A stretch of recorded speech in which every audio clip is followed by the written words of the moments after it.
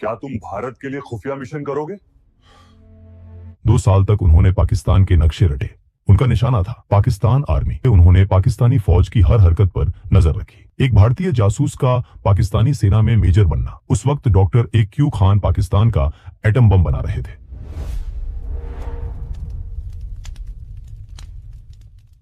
कल्पना कीजिए एक ऐसे आदमी की जो एक साथ 2 जिंदगियां जी रहा था। एक तरफ वो भारत के राजस्थान का रहने वाला रविंद्र कौशिक था, एक थिएटर आर्टिस्ट, और दूसरी तरफ वो पाकिस्तान आर्मी का एक सम्मानित अफसर मेजर नबी अहमद शाकिर था। ये कहानी किसी फिल्मी हीरो की नहीं है, ये कहानी है द ब्लैक टाइगर की। भारत की खुफिया एजेंसी रॉ के इतिहास में रविंद्र कौशिक जैसा जासूस शायद ही दूसरा कोई हुआ हो। उन्होंने जो किया वो नामुमकिन सा लगता है। उन्होंने दुश्मन के घर में घुसकर उनकी ही वर्दी पहनकर वहीं से भारत की सुरक्षा की, लेकिन बदले में उन्हें क्या मिला वो जानकर आपका भी खून खौल उठेगा। कहानी की शुरुआत होती है 1971 के बाद। भारत ने पाकिस्तान को युद्ध में बुरी तरह हराया था और बांग्लादेश का जन्म हुआ था। पाकिस्तान के लिए यह हार एक बहुत बड़ी बेइज्जती थी। रावलपिंडी में बैठी पाकिस्तानी फौज बदले की आग में जल रही थी। रॉ, जो अभी नई नई बनी थी, उसे यह समझने में मुश्किल हो रही थी कि पाकिस्तान सीमा के उस पार क्या साजिश रच रहा है। खासकर पाकिस्तान का न्यूक्लियर प्रोग्राम भारत के लिए एक बहुत बड़ा खतरा बन रहा था। भारतीय खुफिया एजेंसियों को समझ आ गया था कि अगर पाकिस्तान के इरादों को जानना है तो हमें वहां कोई अपना आदमी भेजना होगा, एक डीप कवर एजेंट। और इसी तलाश ने रॉ को पहुंचाया राजस्थान के श्रीगंगानगर में। रविंद्र कौशिक का जन्म 1952 में श्रीगंगानगर में हुआ था। यह शहर पाकिस्तान बॉर्डर के बिल्कुल पास है। बचपन से ही रविंद्र ने बॉर्डर की टेंशन, फौज की आवाजाही और जंग का माहौल देखा था।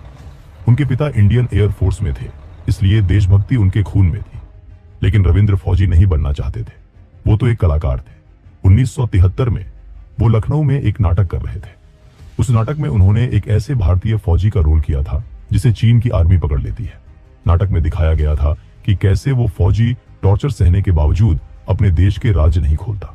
किस्मत देखिए, उस हॉल में कुछ ऐसे लोग बैठे थे जो ताली बजाने नहीं बल्कि टैलेंट ढूंढने आए थे। वो रॉ के अफसर थे। उन्होंने देखा कि रविंद्र के अंदर एक अलग ही काबिलियत है। वो स्टेज पर रोते थे तो असली आंसू आते थे, गुस्सा करते थे तो आंखें लाल हो जाती थी। जासूसी की दुनिया में इसे इमोशनल सेगमेंटेशन कहते हैं। नाटक खत्म होने के बाद उन्हें बैक स्टेज अप्रोच किया गया। क्या तुम भारत के लिए खुफिया मिशन करोगे? रविंद्र कौशिक शुरू से ही देश के लिए कुछ बड़ा करना चाहते थे, इसलिए बिना सोचे उन्होंने तुरंत हाँ कर दिया। उनसे कहा गया कि उन्हें दिल्ली आना होगा। इसके बाद वो अपने घर पर नौकरी का बहाना देकर दिल्ली चले गए। दिल्ली में रविंद्र कौशिक की असली ट्रेनिंग शुरू हुई। उनका नाम रखा गया नबी अहमद शाकिर। उन्हें उर्दू सिखाई गई। सबसे मुश्किल काम था धार्मिक तौर पर ढलना। रविंद्र ने कुरान पढ़ी, नमाज पढ़ने का सही तरीका सीखा और इस्लाम की बारीकियों को समझा, यहां तक कि उनका खतना भी करवाया गया। 2 साल तक उन्होंने पाकिस्तान के नक्शे रटे। लाहौर की गलियां, कराची के बस रूट्स, सब कुछ उनके दिमाग में छप गया था। वो पूरी तरह से तैयार थे।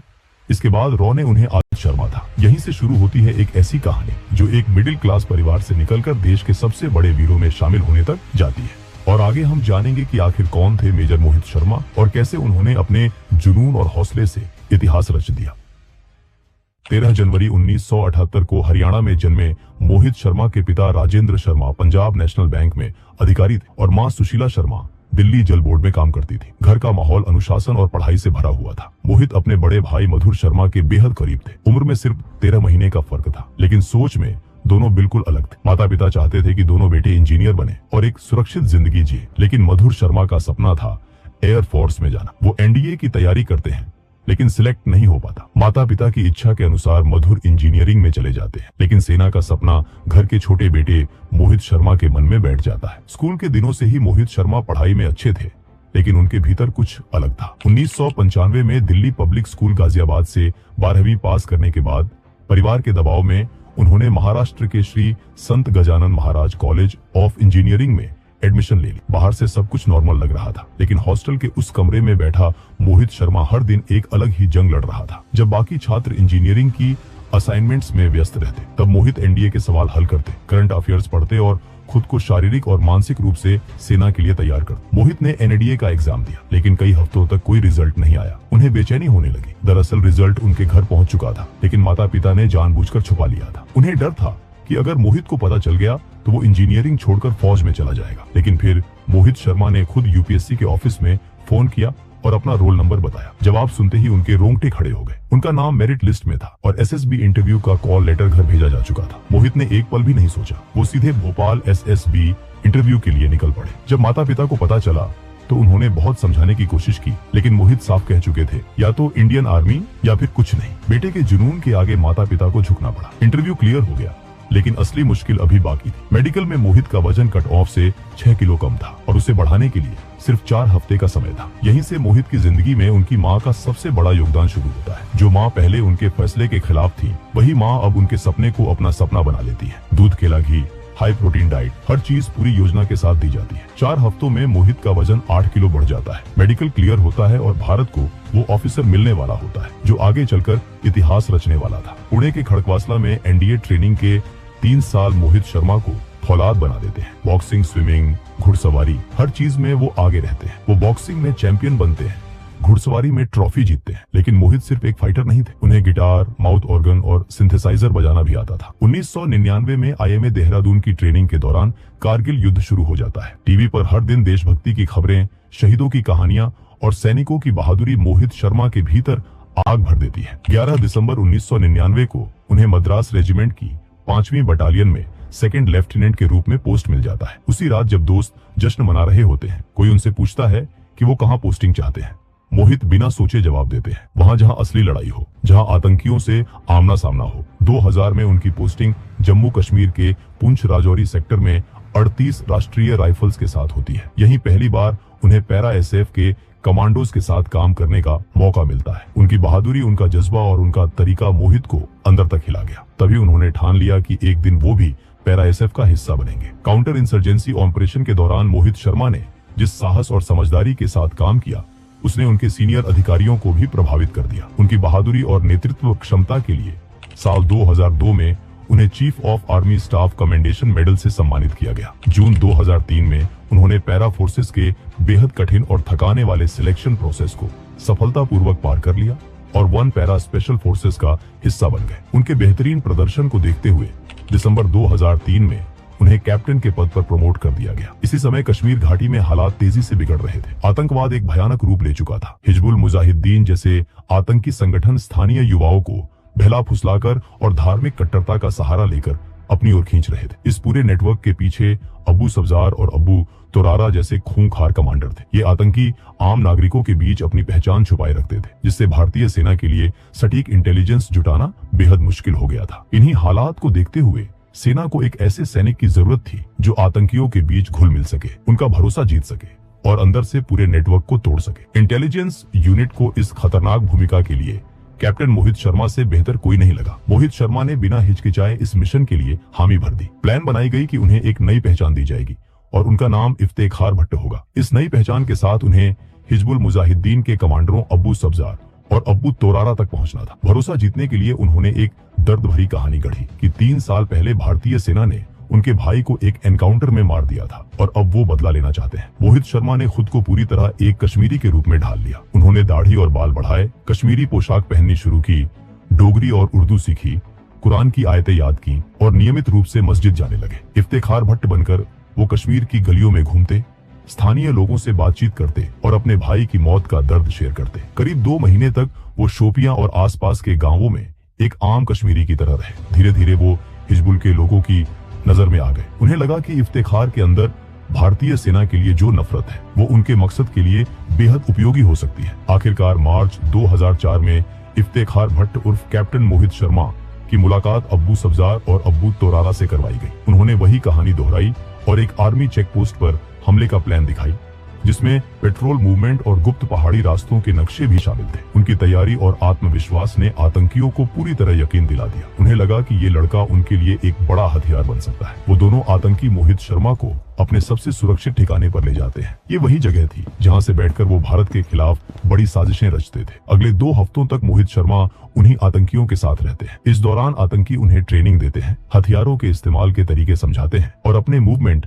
सप्लाई रूट्स और सुरक्षित ठिकानों की जानकारी भी शेयर करते हैं। आखिरकार वो दिन भी आ जाता है जब उसी हाइडआउट में भारतीय सेना पर हमले की पूरी प्लान तैयार हो जाती है। हैरानी की बात ये थी कि इस हमले का मास्टरमाइंड इफ्तेखार उर्फ मोहित शर्मा को ही बनाया गया। उसी रात ग्रेनेड की एक कंसाइनमेंट आने वाली थी। अगली सुबह 3 और आतंकी वहां पहुंचने वाले थे और फिर दोपहर तक सेना की टुकड़ी पर हमला होना था। लेकिन इसी बीच अब्बू तोरारा के मन में इफ्तेखार को लेकर हल्का सा शक पैदा होने लगता है। सब्जार से कहता है कि उसे कुछ गड़बड़ लग रही है, क्योंकि इफ्तेखार के बारे में उनके पास उसकी कहानी के अलावा कुछ और नहीं है। तभी इफ्तेखार भट्ट बने मोहित शर्मा 3 ग्लास कहवा लेकर कमरे में आते हैं। वो दोनों को कहवा देते हैं और खुद घाट के किनारे बैठ जाते हैं। तीनों के पास AK-47 राइफलें थी। फिर अचानक तोरारा सख्त आवाज में पूछता है कि सच बताओ, तुम आखिर है कौन? ये सुनकर मोहित धीरे से अपना ग्लास नीचे रखते हैं। वो खड़े होते हैं, कंधे से अपनी राइफल उतार देते हैं और कहते हैं कि अगर भरोसा नहीं है तो अभी गोली मार दो। अबू तोरारा AK-47 इफ्तिखार पर तान देता है। अबू सब्जार अबू तोरारा की तरफ देखता है और दोनों की आंखें मिलती हैं। तोरारा हल्के से सिर हिला देता है। इसके बाद अबू सब्जार अपनी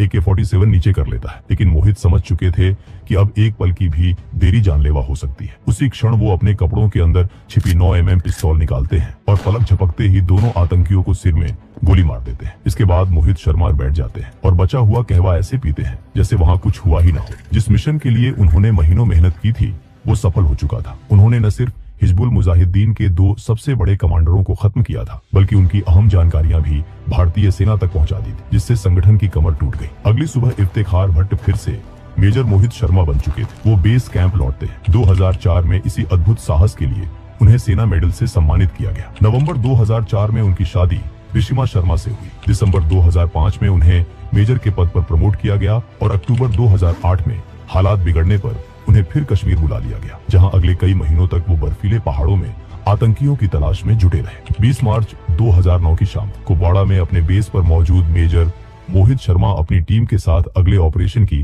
तैयारी कर रहे थे। तभी सेक्टर कमांडर का एक अर्जेंट कॉल आया। उन्होंने बताया कि LOC पार करके कुछ ट्रेन आतंकी हापुड़ा के घने जंगलों में घुस चुके हैं। ये खबर सुनते ही मेजर मोहित शर्मा ने बिना एक पल गवाए अपनी टीम को तैयार होने का ऑर्डर दिया। अगली सुबह 21 मार्च को टीम उन जंगलों में दाखिल हुई। ये सिर्फ जंगल नहीं थे, बल्कि आतंकियों का गढ़। चारों तरफ बर्फ से ढके रास्ते, घनी झाड़ियां और बर्फीली हवाएं, हर कदम पर खतरा था। मेजर मोहित ने टीम को 3 टुकड़ियों में बांटा और बर्फ पर बने पैरों के निशानों का पीछा शुरू किया। कुछ ही दूरी पर पहुंचते ही आतंकियों ने अचानक फायरिंग शुरू कर दी। वो पहले से घात लगाए बैठे थे और जंगल से 3 दिशाओं से हमला कर रहे थे। उनके पास AK-47 राइफलें थीं और इलाके के सटीक नक्शे भी। स्थिति भांपते ही मेजर मोहित ने साथियों को कवर लेने और पीछे हटने का ऑर्डर दिया। जब एक हवलदार ने उनसे खुद कवर में आने को कहा तो मोहित ने साफ कहा, पहले तुम जाओ, मैं बाद में आऊंगा। मोहित खुले में रहकर आतंकियों पर फायरिंग करते रहे ताकि उनकी टीम सुरक्षित पोजीशन ले सके। इसी दौरान एक गोली उनके हाथ में लगी। उन्होंने तुरंत कपड़े से घाव बांधा और फिर से फायरिंग शुरू कर दी।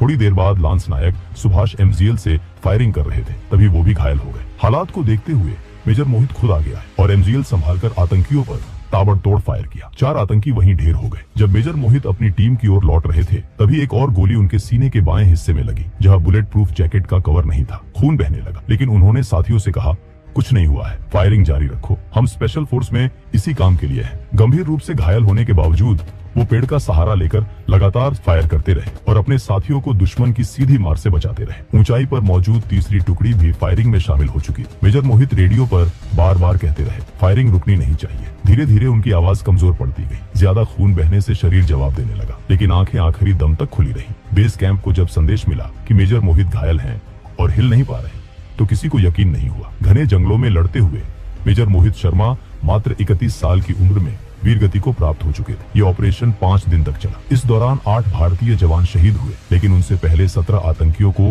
मार गिराया गया। मेजर मोहित शर्मा आज हमारे बीच नहीं है, लेकिन उनकी कहानी हर जवान के भीतर जोश भरती है। उनके अद्भुत साहस और बलिदान के लिए उन्हें मरणोपरांत देश का सर्वोच्च वीरता पुरस्कार अशोक चक्र से सम्मानित किया गया। गाजियाबाद में उनके नाम पर मेट्रो स्टेशन, सड़क और भव्य प्रतिमा आज भी ये याद दिलाती है कि हम चैन की नींद इसलिए सो पाते हैं क्योंकि मेजर मोहित शर्मा जैसे वीर अपनी पूरी जिंदगी देश पर न्योछावर कर देते हैं। अगर ये कहानी आपको पसंद आई हो तो वीडियो को लाइक करें, चैनल को सब्सक्राइब करें और कमेंट में बताइए अगली कहानी किस पर चाहिए।